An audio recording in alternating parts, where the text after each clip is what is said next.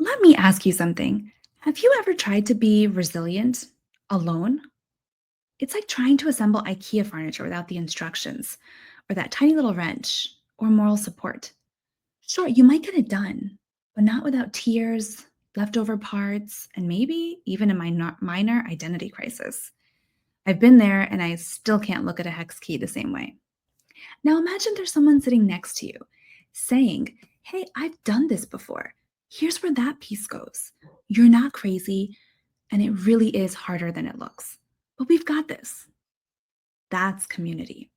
And here's what I want us to remember: resilience is not built in isolation, it is built in community, and not in some big, fancy team building retreat kind of way.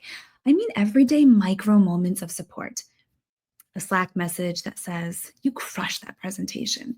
A teammate who notices you're quiet and checks in. A coworker who simply listens without trying to fix your problems. Those tiny moments, they're like emotional espresso shots. They fuel your confidence, your capacity, and your clarity.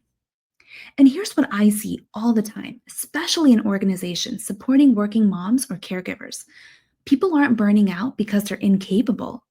They're burning out because they're doing everything by themselves.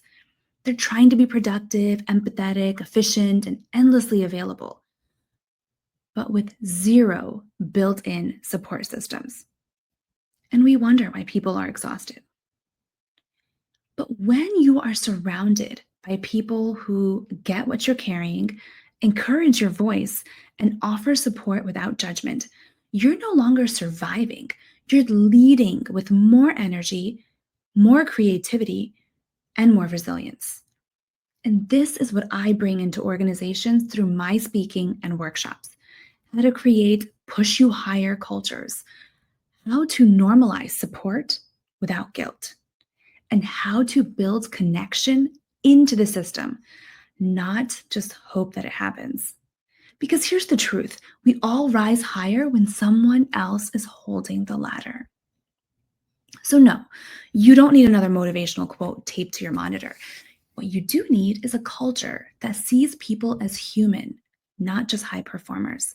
And if your team is running on fumes, quietly overwhelmed, and just trying to keep it all together, let's have a talk. Because whether I'm delivering a keynote, a team workshop, or your next virtual leadership session, I'm here to help you go from burned out to bold, calm, and connected.